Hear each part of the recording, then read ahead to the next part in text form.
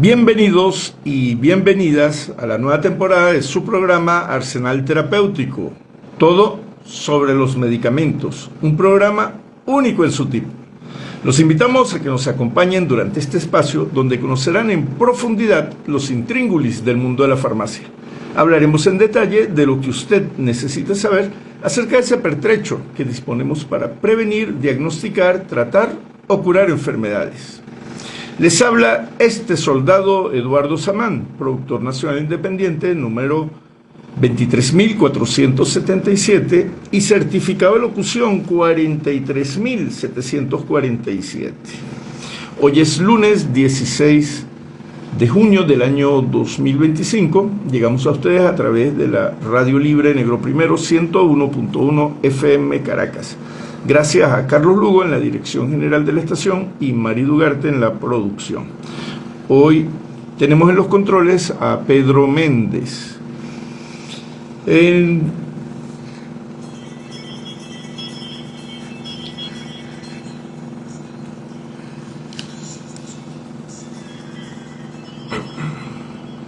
Las noticias nacionales, tenemos que el día jueves,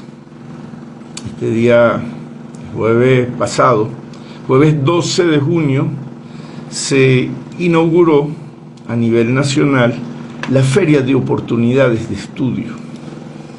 Esta es una feria que se hizo para todas las universidades.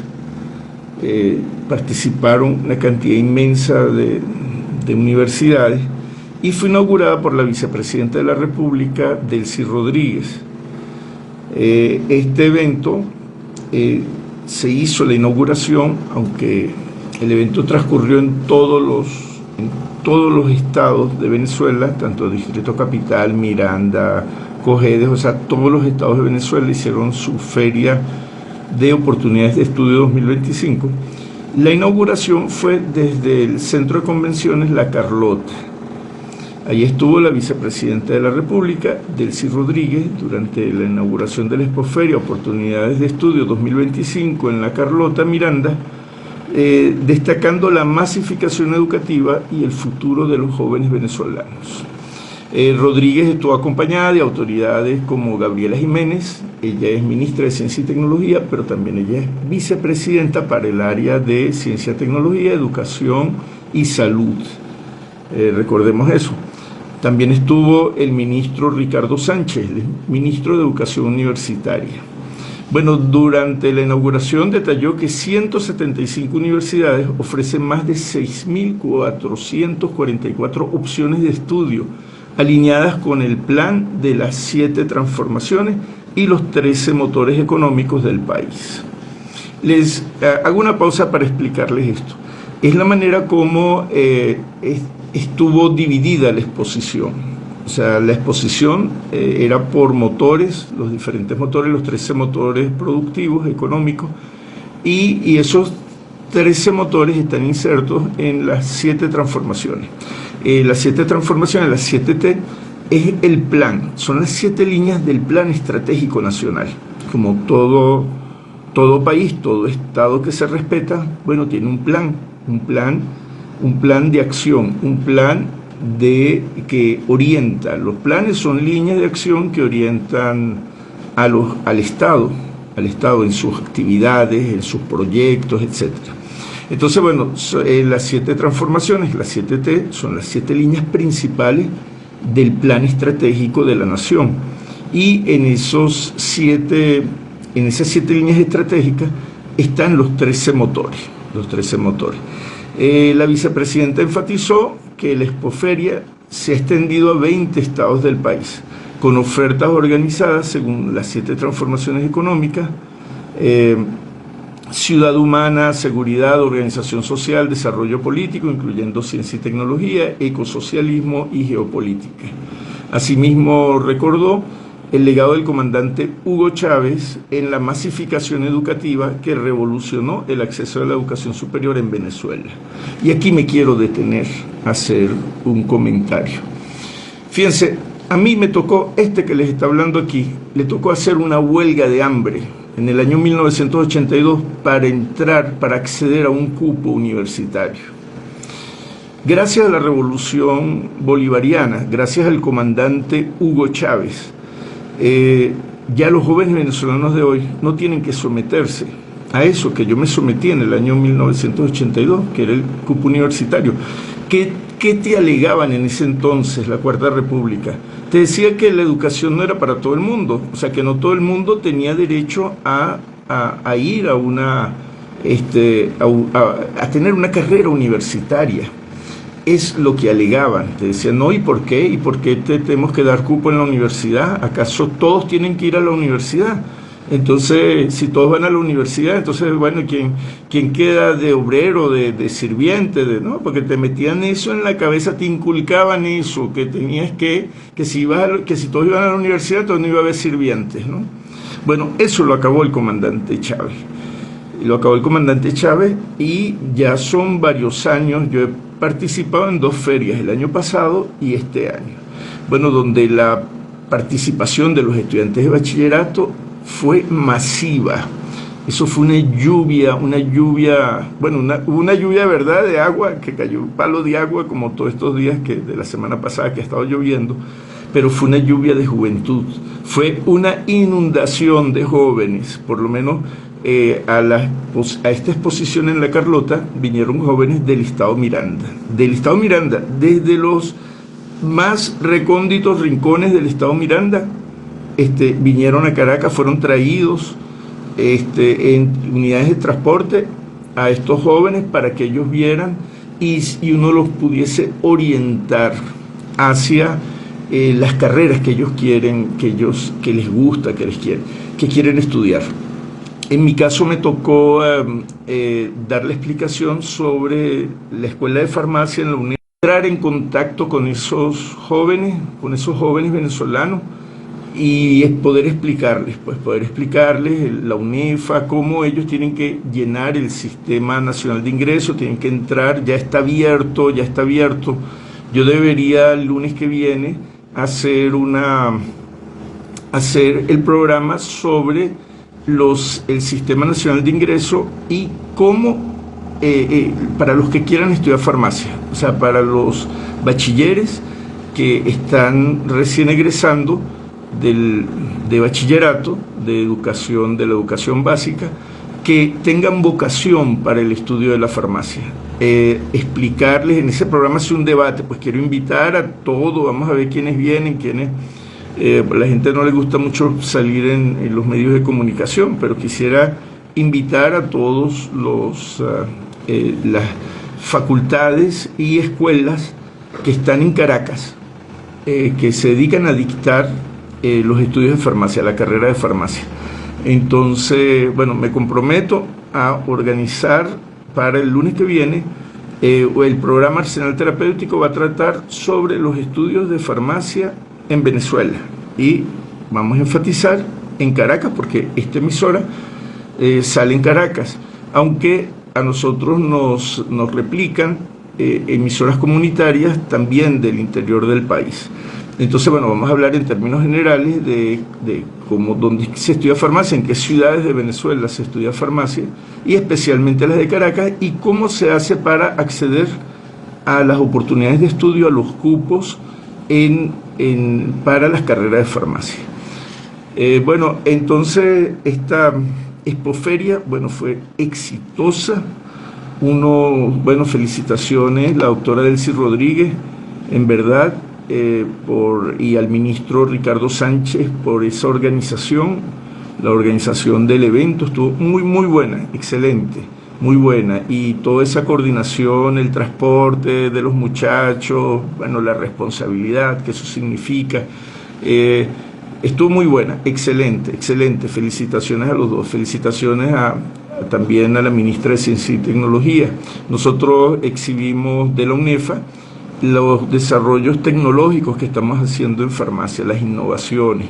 Entonces ahí mostramos una balanza de precisión, mostramos un pHímetro que fue merecedor de una subvención. A ese pHímetro le dieron una subvención de $1.600 para mejorarlo. Es un pHímetro que construimos, bueno, que yo dirigí ahí la construcción con estudiantes de la UNEFA, Y entonces ahora el Ministerio de Ciencia y Tecnología le otorgó a la universidad $1.600 para el mejoramiento de ese aparato. También tenemos otras innovaciones que mostramos en esa oportunidad. Ahora vamos con los... A ver...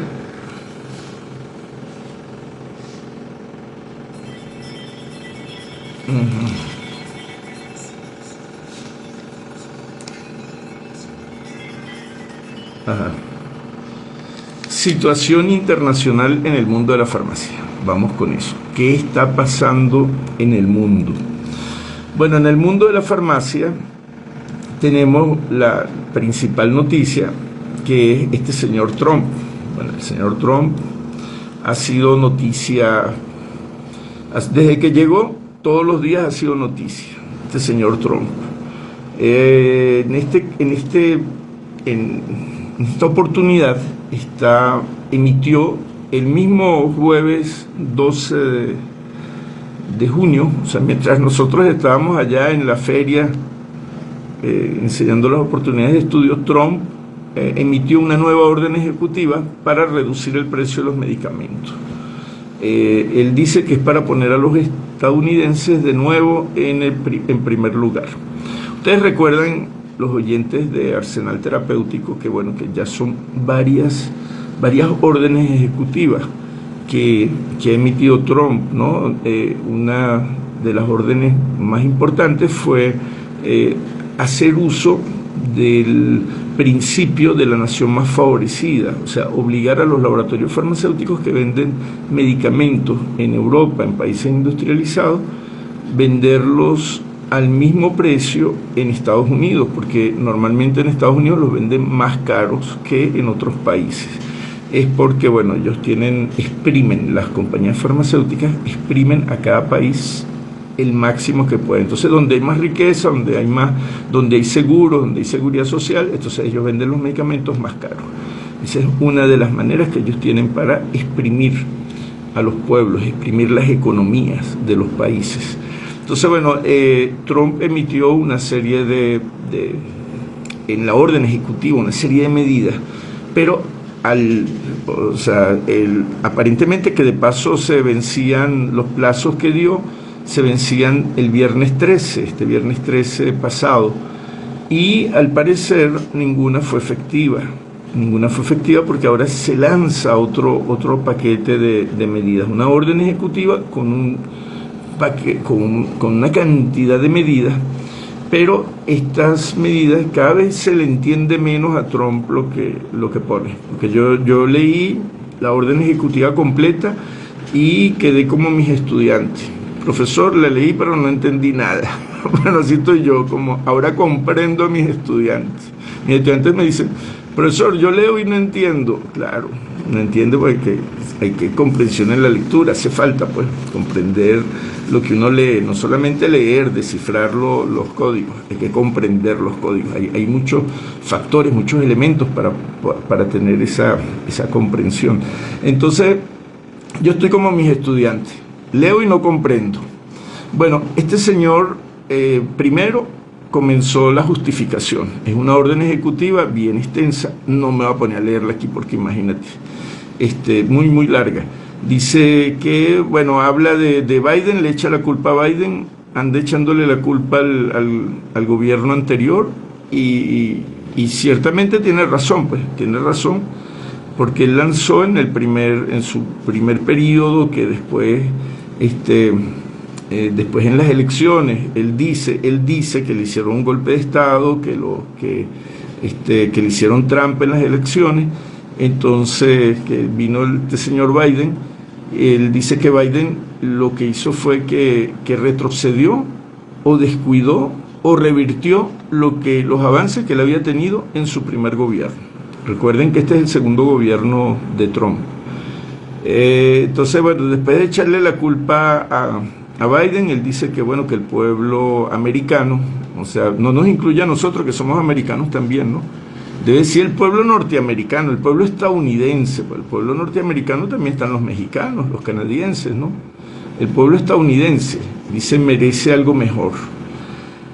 Y él arranca, bueno, diciendo que la política de los Estados Unidos, o sea, pero por lo menos sabe dónde está el meollo del asunto. Fíjese, la sección 22 de esa orden ejecutiva dice política, o sea, ahí va a decir cuál es el basamento político de esa orden.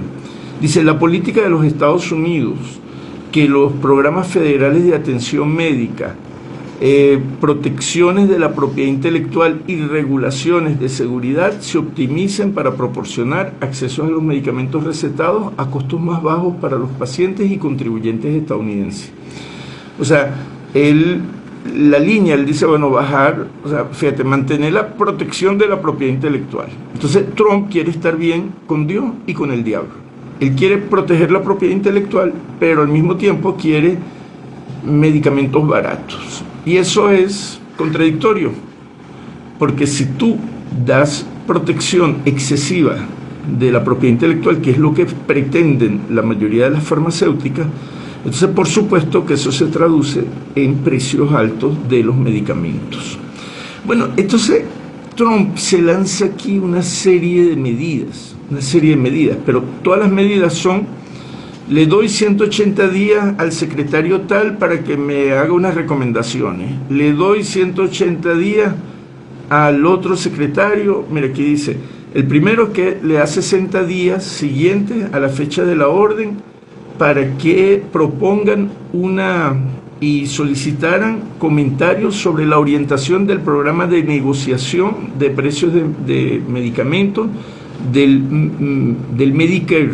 Es el seguro social de ellos, se llama Medicare, para la aplicabilidad inicial de precios. Ellos ya han negociado al secretario de Salud y Servicios Humanos que haga recomendaciones acerca de cómo se deben hacer esas negociaciones con las farmacéuticas para bajar los precios. Después dice, dentro de 180 días siguientes a la fecha de esta orden, se debe formular recomendaciones al presidente sobre la mejor manera de estabilizar y reducir las primas de la parte D del Medicare. O sea, hay una sección que es la sección D del Medicare, del seguro de ellos. Entonces le pide que en 180 días le haga recomendaciones. Y después le dice que al mismo secretario alinear el tratamiento de los medicamentos recetados de moléculas pequeñas con el de los productos biológicos, ¿no? Después le dice reducir los precios de las drogas de alto costo para personas mayores. Medicamentos de alto costo, ¿verdad? Los medicamentos que son extremadamente caros, que cubren VIH, SIDA, cáncer, enfermedades raras, enfermedades huérfanas, que en muchos países, bueno, el Estado los paga a través, en este caso son los medicamentos que manejan las farmacias del Seguro Social, medicamentos, los inmunosupresores para las personas que son trasplantadas, ¿no? Entonces, bueno, que son un problema. ¿Por qué? Porque son medicamentos muy caros, muy caros. Entonces, él dice que tienen que reducir el precio de los medicamentos para las personas mayores. Y las no mayores, que también sufren de cáncer y todo lo demás, tendrían que pagar eso full, o sea, tendrían que pagar el precio completo. Bueno, después lanza otra, la sección 55, dice, también da unos plazos, dice, para determinar el costo de la adquisición hospitalaria de medicamentos ambulatorios cubiertos con los departamentos ambulatorios del hospital, o sea, medicamentos hospitalarios, dice que alineen el pago del Medicare con los costos de adquisición. Después dice promover la innovación y el valor y la supervisión mejorada en el pago de medicamentos del Medicare. Acceso a medicamentos de ahorro de vida accesible. Estas medidas son tomadas son medidas que están como te digo, traducidas, porque esta orden está traducido con el Google, ¿no? Entonces ahí la traducción no está muy buena, ¿no? Dice, el secretario tomará medidas para garantizar las futuras subvenciones disponibles. Bueno, todo es que le da 180 días, que le da 90 días, que dentro de 90 días siguientes a la fecha reevaluando el papel de los intermediarios, o sea, que quieren eliminar intermediarios en el comercio de los medicamentos, acelerando la competencia para medicamentos con recetas médicas de alto costo, acelerar la aprobación de genéricos y biosimilares a la FDA. Bueno, aquí el instituto le puede decir, le podemos dar una clase de esto, ¿no? Y mira, como que Trump va a terminar montando los camioncitos para bajar los precios de los medicamentos. Mira, yo apuesto que va a llegar a esa conclusión, que va a tener que montar, va a tener que llegarle a la gente directamente con precios bajos, competir. Dice aumentar la importación de medicamentos recetados con precios más bajos, o sea, terminará comprando. Trump, puedes comprar medicamentos iraníes, mira, son bien baratos. Así que si quieres aumentar los precios, puedes comprar medicamentos iraníes. Después dice reducir la atención costosa para personas mayores. Dice mejorando transparencia en la gestión de beneficios de la farmacia y divulgación. Bueno, toda una serie de cosas que son inentendibles. Bueno, a él le contestó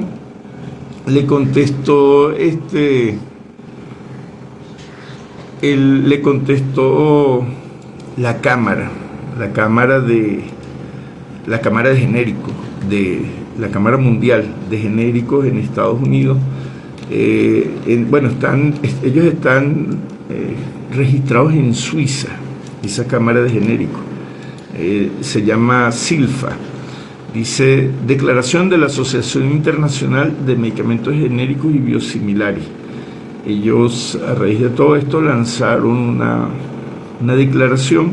Dicen que la Asociación Internacional de Medicamentos Genéricos y Biosimilares instó a los países del G7 que prioricen la salud y el acceso a la misma durante su próximo encuentro, que se celebrará en Alberta, Canadá. Ellos se van a reunir en Canadá. Dice que en un mundo que se reorganiza sus prioridades y se enfrenta a crecientes desafíos económicos y sociales, la salud debe reconocerse como parte esencial del funcionamiento de las sociedades y economías. Dijo en su llamado la entidad que tiene sede en Ginebra, Suiza. Dice, el G7 se enfrenta a una oportunidad única para promover el amplio acceso de terapias seguras, eficaces, rentables y de calidad, garantizada para sus pacientes. Bueno, el G7 se va a reunir, ¿sabes? G7 son estas potencias, Estados Unidos, Japón, Francia, Alemania, Gran Bretaña, estos países que forman el grupo de los G7, que son las siete economías más grandes. Aquí estaría excluida Rusia, ¿verdad? Porque Rusia sería G7 más 1, o sea, cuando se reúne el G8 incluyen a Rusia, pero este grupo G7 son las 7 economías capitalistas más grandes del planeta. Entonces, bueno, ellos frente a eso dicen, esta asociación, que es la Asociación Internacional de Medicamentos Genéricos y Biosimilares, su sigla es en inglés su sigla es IGBA, pero en español sería SILFA, sus siglas. Ellos responden pues diciendo que, bueno, hacen un llamado.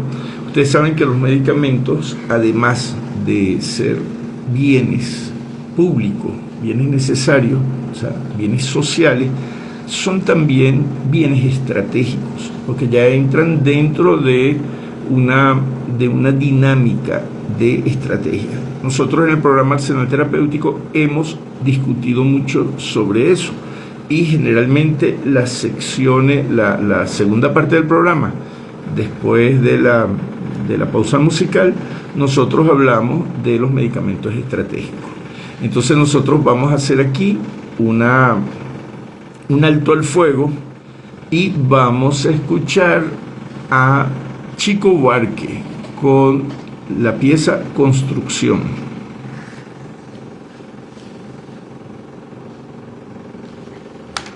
¿Cómo estás? Es que había un ruido, ¿no? Claro, como tenían los audífonos no los podías escuchar. Aunque estamos aquí transmitiendo, saludamos a compañero Wissam, dice Ah, ok, saludamos a nuestros amigos que nos están siguiendo en Instagram. Bueno, vamos a ver si ustedes podrán escuchar un poquito de, aunque sea en el fondo, esta pieza. Ajá. Esta pieza de Chico Buarque, un cantautor brasilero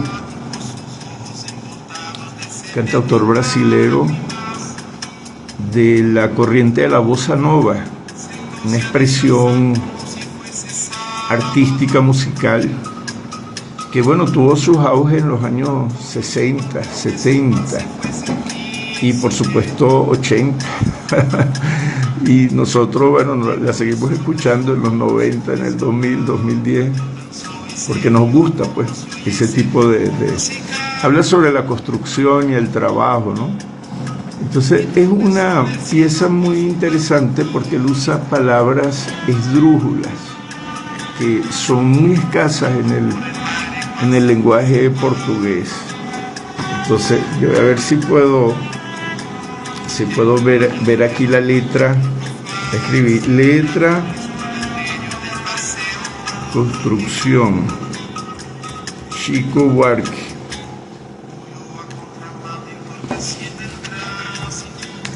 Vamos a ver, dice construcción Chico Buarque. ¿Qué se ve? Dice, amo aquella vez como si fuera última. ¿Ves? La palabra última es una palabra esdrújula, ¿ves? Tiene el acento en la U. Después dice único. Único también es esdrújula, esa palabra. Entonces, por ejemplo, tiene palabras como único, tímido, máquina, sólida, mágico, lágrimas, sábado, príncipe. ¿Ves? Todas son palabras esdrújulas. Y él usa esas palabras, pero luego en las estrofas y luego las intercambia. O sea, primero dice, amo aquella vez como si fuera última, ¿no? Pero después dice, la próxima dice, amo aquella vez como si fuera última. Entonces cambia de repente último por sábado, como después cambia por príncipe, o sea, va cambiando las palabras sin que la canción pierda sentido. O sea, eso es lo mágico de Chico Buarque, lo que es el manejo del lenguaje, ¿no? En este caso, un gran compositor y con un gran contenido social, porque aquí se refiere al trabajo, aquí se refiere a un obrero que cae de una construcción y queda tendido en el suelo, interrumpe el tráfico y dice, atravesó la calle en su paso alcohólico. Y, bueno, todo esto pues, y la canción, bueno, es muy buena esa canción. Vamos a ver, tenemos saludos siempre activos, el amigo Wissam, aquí que nos está siguiendo por Instagram. Camacaro también se unió, saludos camarada Camacaro. Yo todavía no estoy muy ducho con Instagram, así que me van a perdonar, a veces no lo sé manipular muy bien. Yo tengo aquí la cámara fija, lo que sé es activarlo cuando comienzo y guardar cuando termino. Así que yo con esta red social no estoy muy ducho. Sí. Bueno, ya la canción está próxima, termina una canción que dura como 6 minutos, una canción larga. Y tiene otra canción que se llama Cotidiano, que también se les recomiendo.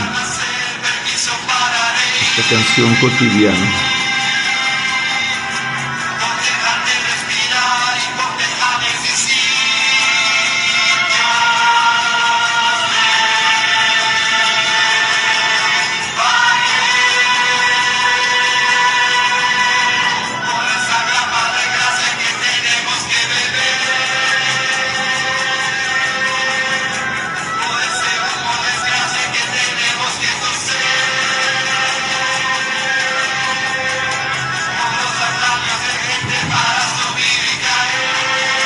que los compañeros de Instagram están disfrutando de la canción.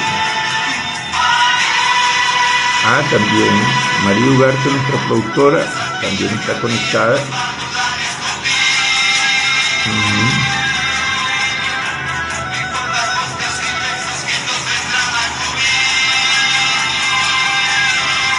A ver.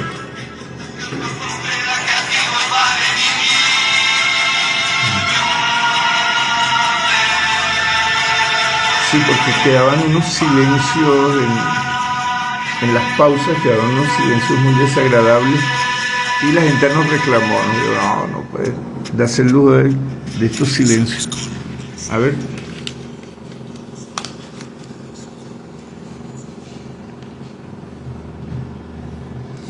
Bueno, reanudamos operaciones en Arsenal Terapéutico y vamos a entrar en esta sección de los medicamentos estratégicos. Y en esta ocasión vamos a tratar medicamentos de uso biológico. ¿Ok? Tenemos disculpen que el micrófono no estaba orientado correctamente. Decíamos que vamos a comenzar nuestra sección de medicamentos estratégicos. ¿Qué significa esta sección? Estamos proponiendo una lista de medicamentos. Inicialmente van a ser como 53 medicamentos. Unos de origen mineral, otros de origen vegetal y los de origen biológico. Y hay unos que vienen de microorganismos. O sea,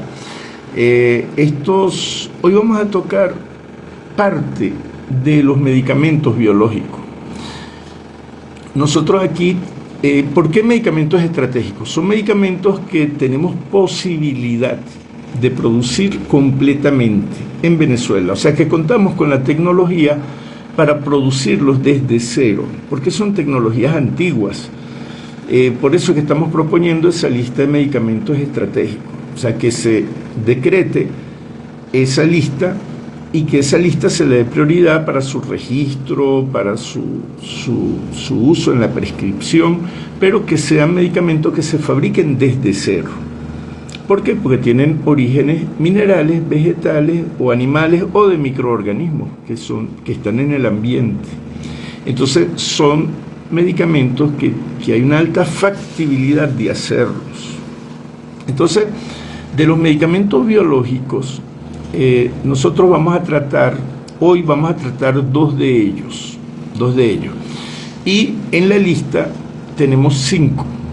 Tenemos los 2 que vamos a tratar hoy y luego vamos a tratar 3 que son los medicamentos que se fabrican en Quimbiotec o que se pueden fabricar en Quimbiotec.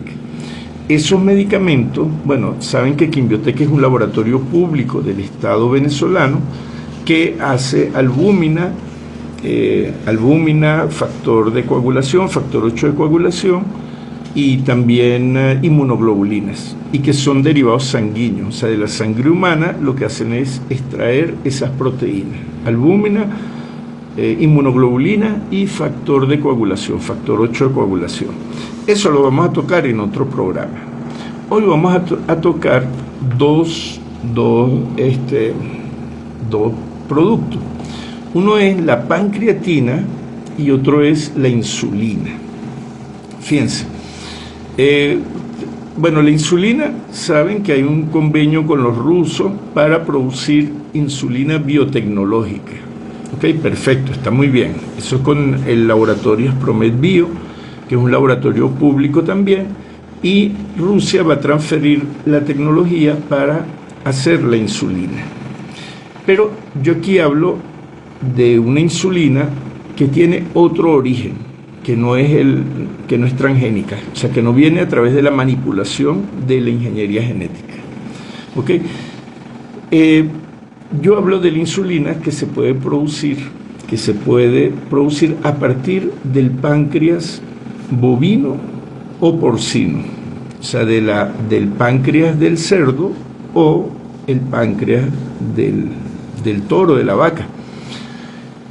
¿Por qué? Porque esa insulina, la insulina porcina y bovina, se usó desde principios del siglo XX, o sea, por ahí por 1927, después que se pudo aislar la insulina del páncreas, se aisló y se identificó esa proteína como responsable de la disminución del metabolismo, pues, de los carbohidratos en el cuerpo, y desde esa época se empezó a usar la insulina porcina y bovina. Vamos a decir 1930, que se generalizó su uso, ¿verdad? Hasta 1990 en nuestro país. Del 30 al 90, ¿cuántos años tenemos? Tenemos casi, ¿cuánto? Tenemos 60 años. O sea, fue una insulina que se usó por 60 años. O sea, mala no es, ¿verdad? Mala no es. Pero bueno, la insulina, como la pancreatina, son dos hormonas, o sea, dos proteínas, dos enzimas que se produce en el páncreas humano y en el páncreas animal. El páncreas es un órgano que secreta hacia la sangre, secreta insulina, y hacia los intestinos secreta pancreatina. La pancreatina es un conjunto de enzimas que están compuestas por la proteasa, lipasa y amilasa. ¿Qué son esas tres enzimas? Esas enzimas se usan para las proteínas. Las proteasas digieren las proteínas en el intestino, que es donde sucede la digestión en verdad. Ustedes saben que uno consume los alimentos, en el estómago los mezcla y se acidifican, o sea, se prepara para la digestión, pero realmente eso después pasa al intestino delgado, y es en el intestino delgado donde sucede, en el resto pues del sistema digestivo, es donde sucede realmente la digestión, es donde se rompen todo. Por ejemplo, las proteínas se rompen en aminoácidos, las grasas también se digieren, y los carbohidratos son digeridos en el intestino. Eso lo hace la pancreatina, que está compuesta por estos tres grupos de enzimas: las proteasas, lipasas y amilasas. ¿Qué pasa cuando falta la pancreatina? ¿Y cuándo falta?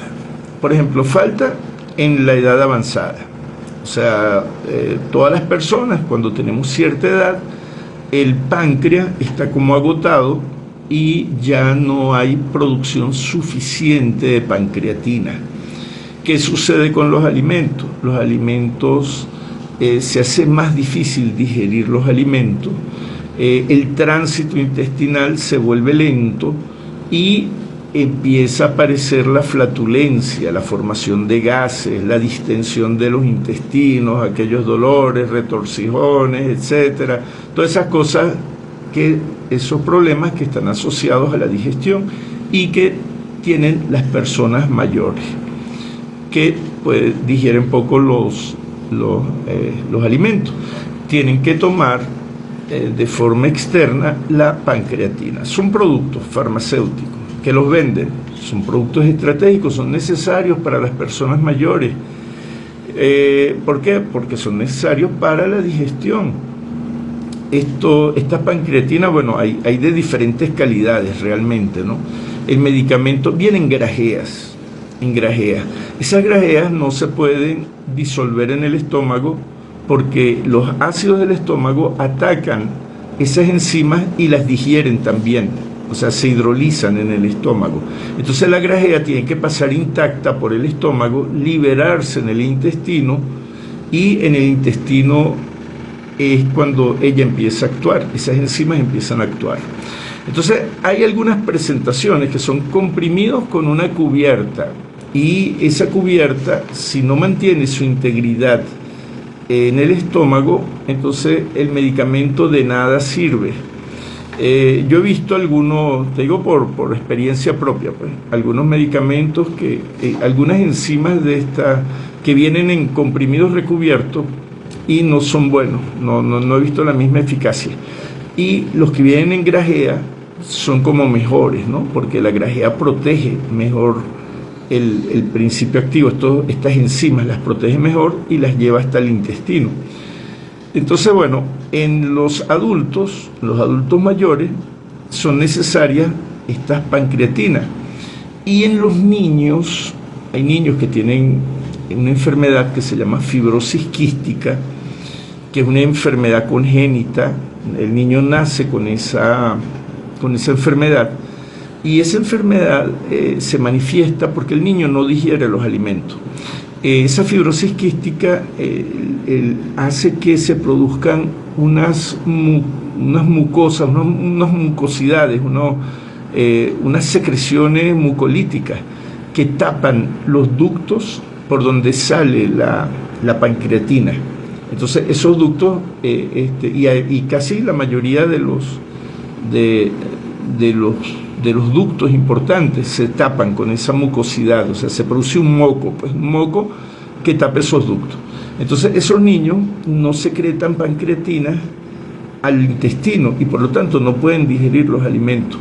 Se dan cuenta las mamás porque, bueno, el niño no sube de peso, está delgado, muy delgado, come efectivamente y no aumenta de peso. Además, las grasas no las puede digerir, tiene problemas con eso, aparece mucha grasa en las heces, y a veces las heces flotan. O sea, cuando las heces flotan, es indicativo de que hay un porcentaje de grasas muy alto en las heces. Se dan cuenta, entonces, bueno, tienen que darle al niño la pancreatina. Generalmente no viene en la misma presentación que la pancreatina que se toma para los viejos, para nosotros los viejos, sino que la mamá tiene que dosificarle eso, ¿no? Y tiene que dosificarle, vienen las enzimas por separado, las proteasas, las lipasas y las amilasas, dependiendo de la cantidad de proteína que le da y la cantidad de lípido y carbohidratos que recibe el niño. Entonces, la mamá se vuelve el páncreas del niño, pues.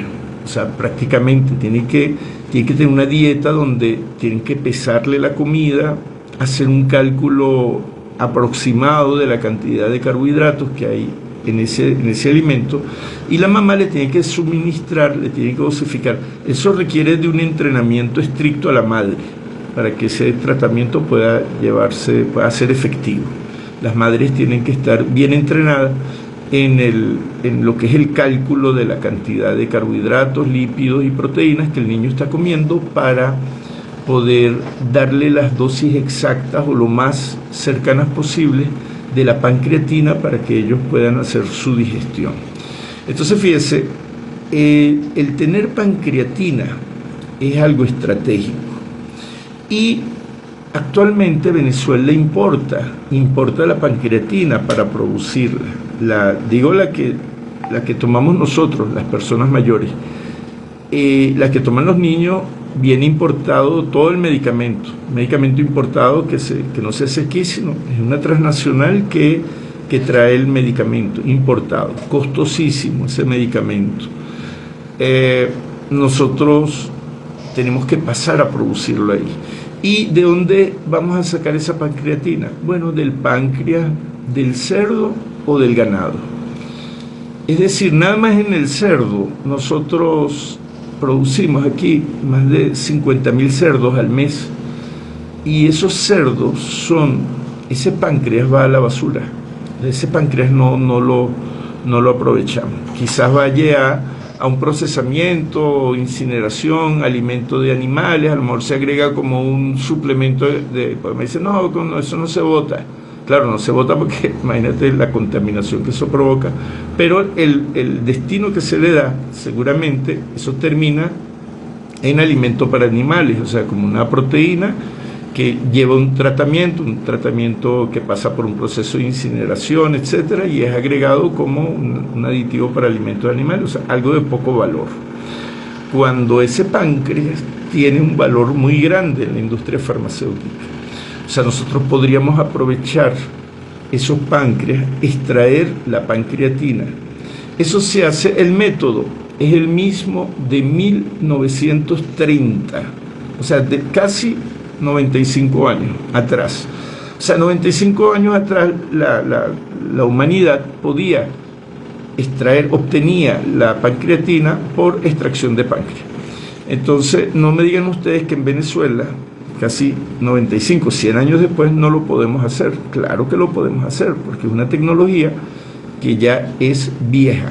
Y si tú tienes una materia prima como el páncreas, que prácticamente es gratis, porque es un producto de desecho, ¿verdad? Porque no sé, el páncreas tiene muchas enzimas y no se puede prácticamente conservar, o sea, para su comercialización. No es un órgano que es como el hígado, por ejemplo, que sí se comercializa, o el corazón, los riñones del ganado son comercializables, la panza, o sea, lo que hacemos el mondongo, pero el páncreas no, porque el páncreas es muy difícil conservarlo, o sea, para el transporte y todo lo demás. Entonces, eso tiene que ser que una vez que se haga el beneficio del animal, eso pasa directo a la fábrica, la fábrica para extraer pancreatina. Entonces, tendríamos garantizado, bueno, la pancreatina para esos pacientes esos niños de fibrosis quística. Fíjense que la mayoría de estos medicamentos estratégicos, si ustedes han hecho seguimiento del programa Arsenal Terapéutico, va dirigido hacia los niños. Los niños puedan primero sobrevivir. El niño pasa por etapas difíciles en la vida, por ejemplo, desde que nace hasta el primer año de vida, el niño es muy vulnerable porque los seres humanos no somos como los otros animales que pueden defenderse. Apenas hay animales que nacen caminando, ¿no? Nosotros no. Nosotros nacemos y dependemos mucho de nuestras madres. Por muchos años dependemos de nuestras madres. Y el primer año de vida es casi crucial para los seres vivos.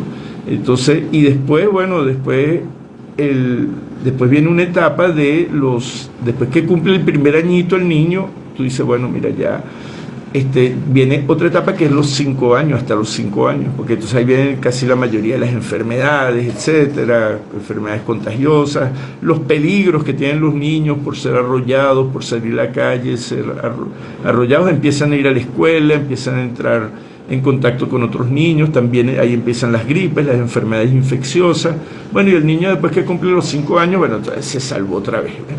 Después, bueno, cuando llega la adolescencia, hay toda una serie de peligros. El niño empieza a manejar moto, ¿no? Entonces tú ves a los 15, 16 años los accidentes, empiezan a manejar carro, son jóvenes, quieren correr, quieren acelerar, entonces ahí también se da una tasa importante de accidentes, ¿no?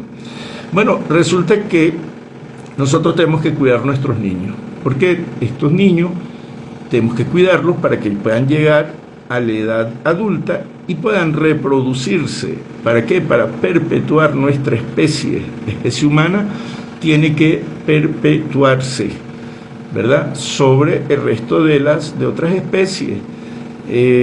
Esta especie, bueno, nosotros como país, como nación, hemos sufrido un duro golpe, que es el de la migración, la inmigración de venezolanos, venezolanas.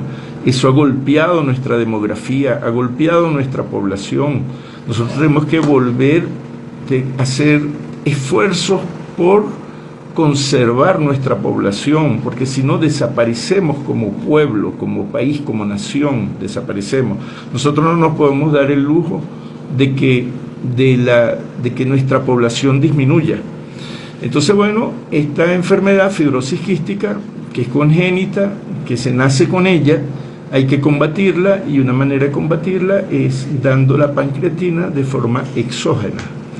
Y para eso hay que fabricarla de forma estratégica, y no puedes depender de que si llega el avión, si llega el barco, si no llega el barco, no. Del páncreas, de ese páncreas que sale de la cría de animales y tal, hace la pancreatina. Fíjese, y nos está quedando muy poco tiempo para tratar el otro tema, que es de la insulina, que es un tema muy controvertido.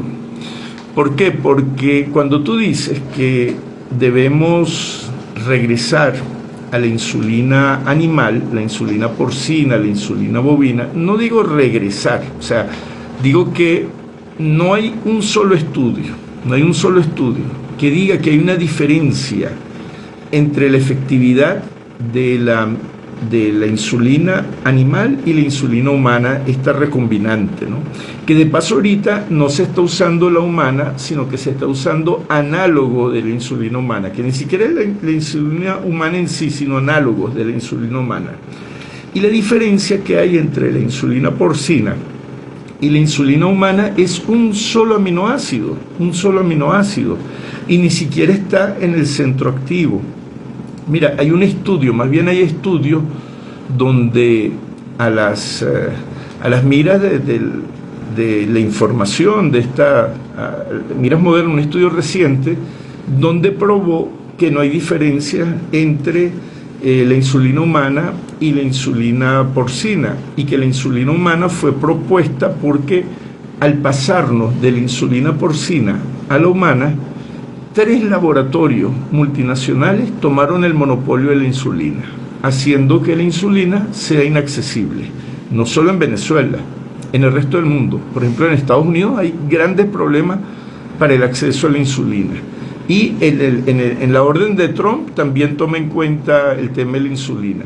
Y Biden en el pasado restringió el precio de la insulina, o sea, le dijo a los laboratorios, les puso un máximo, le dijo no, creo que fueron $39, le dijo no, el seguro social, el Medicare ese que tiene Estados Unidos, no va a pagar más de $39 por la dosis de insulina, o sea, entonces fíjense que es un problema. ¿Por qué? Porque al pasarnos a la insulina humana, 3 laboratorios, que es Novo Nordisk, Eli Lilly y Sanofi, esos 3 laboratorios tomaron el monopolio de la insulina. En este caso sería el oligopolio de la insulina. Ellos manejan prácticamente la totalidad del mercado. Bueno, ya la insulina humana, esa tecnología, las patentes de esa tecnología que le dieron ese oligopolio a estas 3 transnacionales ya se han vencido, y entonces tú tienes que los rusos producen insulina, los iraníes producen insulina, y otros países también producen insulina, pero aún con eso el oligopolio lo tienen estos 3 laboratorios. Entonces fíjense, suena como absurdo, ¿no? Como de que tenemos que retroceder. Yo digo, bueno, a veces si hay que retroceder, retrocedemos. Si es un retroceso estratégico, retrocedemos. Si podemos garantizar la producción, porque si podemos procesar ese páncreas, le sacamos la pancreatina y de ñapa le sacamos la insulina y tenemos una insulina que es efectiva, que tenemos la tecnología ahorita en el siglo XXI de poder purificarla de forma correcta, porque algunos efectos adversos de la insulina animal tenían que ver con la purificación, pero es que ahorita tenemos tecnologías que nos permiten purificarlas y evitar esos efectos adversos que se daban en el pasado, pero que ni siquiera eran tan importantes, porque más efectos adversos tuvo la introducción de la insulina humana transgénica, tuvo más efectos adversos, y a pesar de todo eso fue impuesta porque estaba protegida por patentes esa insulina. Entonces bueno, llamo a que se dé un debate, a que esto sea parte de un debate, los científicos, los médicos, todo eso, porque hay gente en el mundo que está reivindicando la insulina animal. Además, si es algo que puedo obtener, no voy a depender de nadie, ¿no? De nadie, ni de los franceses, ni de los gringos, ni de nuestros amigos los rusos, ¿verdad? Y podemos resolver el problema. Yo creo que la vía estratégica sería esa, ¿no? Tirarnos por esa vía, o sea, obtener insulina animal, porcina y bovina en el siglo XXI. Es mi propuesta. Bueno, con esto vamos a dar tregua por el día de hoy. No antes darle las gracias a todo el equipo de Radio Libre Negro Primero, 101.1 FM, que en la dirección general está el camarada Carlos Lugo. En la coordinación, Alexander Villamizar.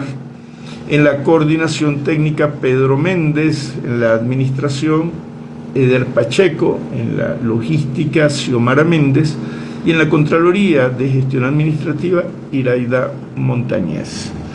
Gracias especiales a Mari Dugarte en la producción del programa Arsenal Terapéutico, y se despide de ustedes este soldado Eduardo Samán. Hasta el próximo lunes a las 8 de la mañana.